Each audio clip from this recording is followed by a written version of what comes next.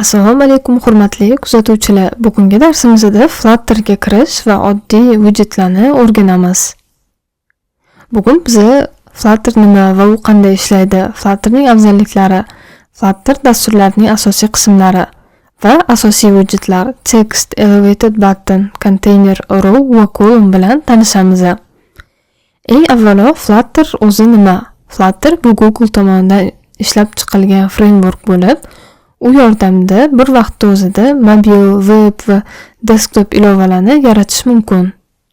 Bir vaqtda o'zida bitta kod yozib, ham Android, ham iOS qurilmalariga mobil ilovalarni ishlab chiqish mumkin bo'ladi. Flutter asosiy xususiyatlari: u cross platform, ya'ni bitta kod yordamida har xil platformalar uchun ilova yaratsa bo'ladi. Hot reload funksiyasi bor, o'zgarishlarni real vaqt rejimida ko'rish. Tez ishlaydi. Chiroyli UI, kengaytirilgan widgetlar va maxsus dizayn imkoniyatlari mavjud. Flutter o'zi qanaqa ishlaydi? Flutterda har bir element widget hisoblanadi. Ekrandagi matn, tugma, rasm yoki butun bir sahifa barchasi widgetlardan iborat. Flutterda Material Design va Cupertino iOS Style interfeyslari mavjud. Keling endi qolganini biz kod yozish jarayonida o'rganamiz. Eslatib o'taman, bu darslarimiz Flutter haqida emas, ya'ni biz dasturlashni o'rganyapmiz. Buning uchun biz Dart dasturlash tilidan va Flutterdan foydalanyapmiz. Flutter haqida ko'proq ma'lumotga ega bo'lish uchun ushbu YouTube kanalimni kuzatib boring. Keling, eng avvalo Flutter dasturlarini asosiy tuzilishini ko'rib chiqamiz. Bu bizda main.dart faylida shunaqa kodlar joylashgan bo'ladi. O'zi Flutter dasturini boshqa papkalari va boshqa muhim fayllari ham bor, lekin uni biz bu darslarimizda ko'rib chiqmaymiz, chunki bu Flutter darslari emas. Main.dart faylini ko'radigan bo'lsak, mana bizda void main degan funksiya bor. Buni biz oldin ham ko'rgan edik. Dasturimiz shu joydan boshlanadi. Va bu yerda ko'rayotgan bo'lsangiz, run app degan funksiya ham bor. Buni funksiyaning ichiga ilovamizni berishimiz kerak, ya'ni my app. Bu yoqda ilova ishga tushiriladi.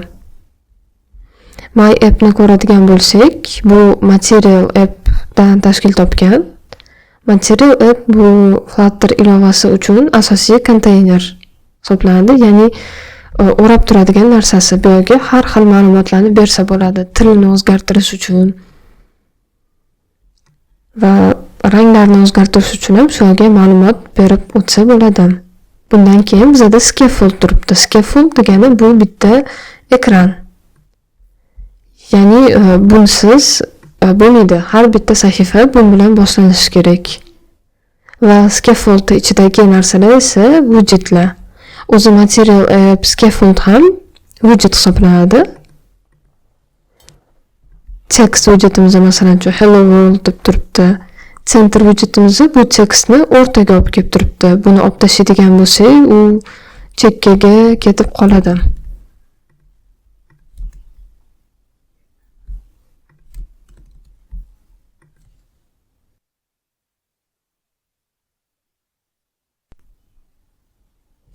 Mana center widgetimizni olib tashladik. Tekstimiz oldin o'rtada edi, endi chekka tarafga o'tdi. Hozir endi ba'zi bir widgetlarni ko'rib chiqamiz. Mana bizning eng oddiy widgetlarimiz birinchi bo'lib text.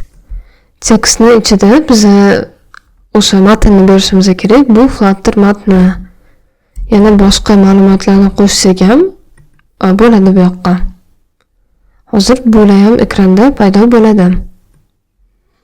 Bu tekstimizda biz tekstimizning shriftini, stylini o'zgartirsak bo'ladi, hajmini katta qilsak bo'ladi, rang bersak bo'ladi. Keyingi widgetimiz elevated button. Bu bizda tugma. Bu tugmada biz ichiga yana widget qo'sha olamiz, ya'ni tekst bera olamiz. Bu tekstni ham rangini o'zgartira olamiz. va bu elevated buttonda on press degan funksiya berish kerak bo'ladi. Ya'ni bu tugma bosilganda nima bo'ladi? Biza bu tugma bosilganda tugma bosildi degan yozuv chiqsin dedik. Mana bossak yozuv chiqyapti bizga. Undan keyingi widgetimiz esa konteyner. Konteyner bu xuddi korobka desak bo'ladi. Bo'yini, enini bera olasiz, rang bera olasiz, dumaloq qila olasiz. Korobkani ichiga yana ma'lumotlar qo'sha olasiz. Masalan, uchun tekstni qo'ysak bo'ladi.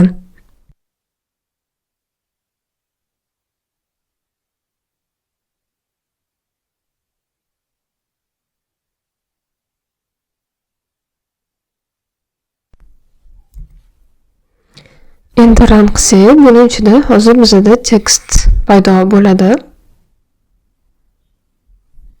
Mana bu Flutter matni degan tekst paydo bo'ldi. Yana pastroq buni olib tashlaylik, endi chiroyliroq ko'rinishi uchun. Mana biz widgetlarni hozirgacha bittama-bitta qo'yayotgan edik. Endi agar ularni yonmachasiga bitta qatorda joylashtirish kerak bo'lsa nima qilamiz? Buning uchun bizda row degan widget bor. Row degani bu qator degani. Mana bitta qatorda biz 3 ta widgetni joylashtiramiz. A, B, C harflari 1, 2, A, B, C degan harflar yonma-yon turibdi. Buni o'rniga 3 ta konteyner ham joylashtirsak bo'ladi. 3 xil rangdagi, shunda sizga yaxshiroq ko'rinadi nima bo'layotgani.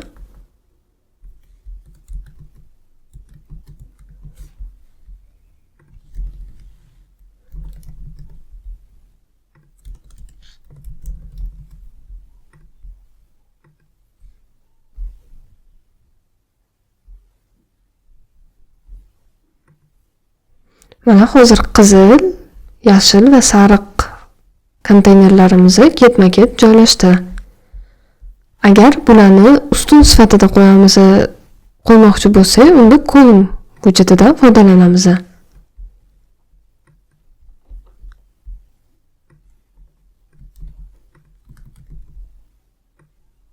Mana column sifatida bizda 1, 2, 3 ketma-ket joylashgan.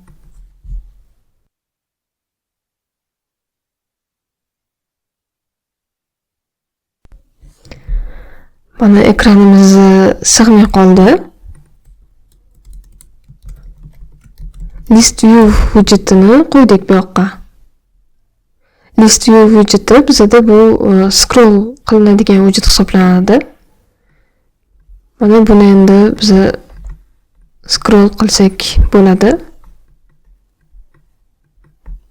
Bu interfeysda qiyinroq ekan scroll qilish, lekin mobil ilovada bu widgetni yozsak, bizda scroll qila olamiz. Lekin bu yerda nimagadir bo'lmayapti. Mana ustun sifatida joylashtirish uchun biz column widgetidan foydalandik. Bu bizdagi eng sodda widgetlar edi. O'zi Flutterda juda ham ko'p widgetlar mavjud. Ularni shundoq bir-biriga to'g'ri joylashtirgan holatda juda ham chiroyli mobil dasturlarni yaratsa bo'ladi. Endi o'zingiz mustaqil kod yozing. Ilovamizga o'zingiz xohlagan widgetni qo'shib ko'ring. Tekstmi, elevated buttonmi, row, columnlarga har xil widgetlarni joylashtirishga harakat qiling. Bor widgetlarga o'zgartirish kiriting, tekstni o'zgartiring, ranglarni o'zgartiring. Siz allaqachon Flutterdagi eng muhim tushunchalar bilan tanishdingiz. Bu juda ham katta qadam. Endi oddiy interfeyslarni yaratib, o'zingiz mustaqil o'rganishingiz mumkin. Harakatni to'xtatmang. Flutterni o'rganish sizga mobil ilovalar yaratish imkonini beradi. Keyingi darsda Flutterda navigatsiya va holat state'ni boshqarishni o'rganamiz. Keyingi darsda ko'rishguncha